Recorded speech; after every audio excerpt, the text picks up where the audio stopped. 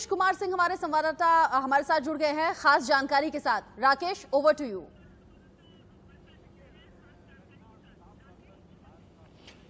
देखिए रचना, साफ तौर पर बिहार का बिगुल बज चुका है और इस मुद्दे पर बातचीत करने के लिए हमारे साथ केंद्रीय मंत्री आरके सिंह जी हैं।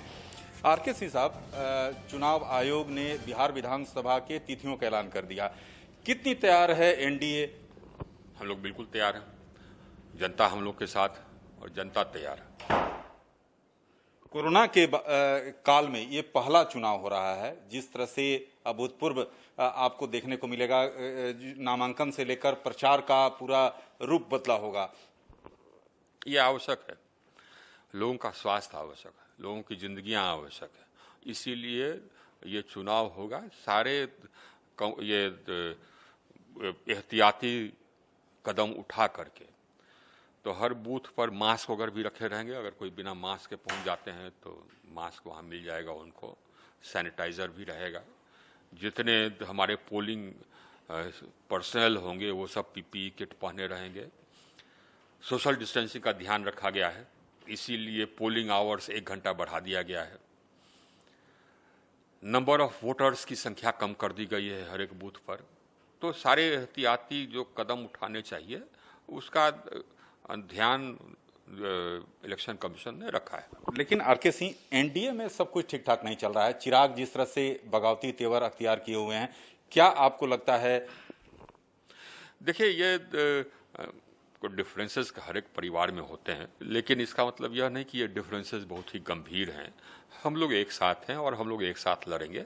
आप देख लीजिएगा, इसमें कहीं कोई शक नहीं होनी चाहिए। महागठबंधन कितनी बड़ी चुनौती है? चुनौती है ही नहीं, इसलिए कि खुद बिखर गए।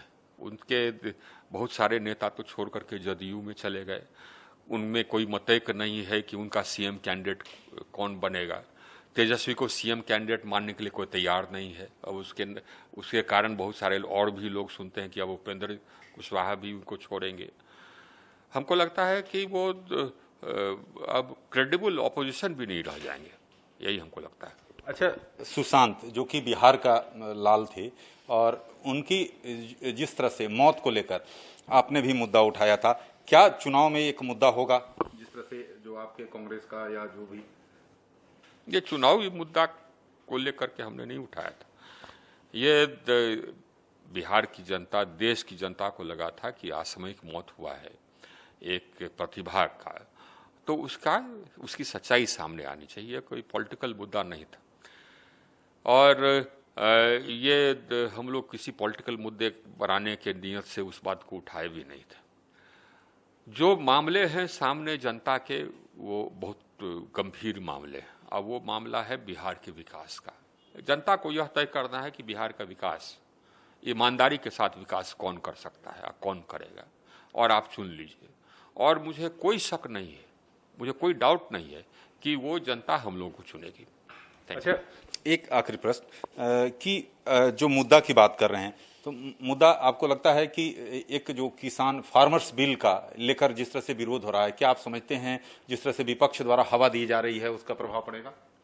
देखिए, विपक्ष द्वारा एक फर्जी मुद्दा उठाया जा रहा है, इसका कहीं कोई ट्रैक्शन होने वाला नहीं है। कोई किसान इससे बहकने वाला नहीं है। फर्जी मुद्दा इसलिए है क्योंकि हम लोगों ने किसानों को, इस कानून से किसानों को हम लोगों ने मुक्त किया है।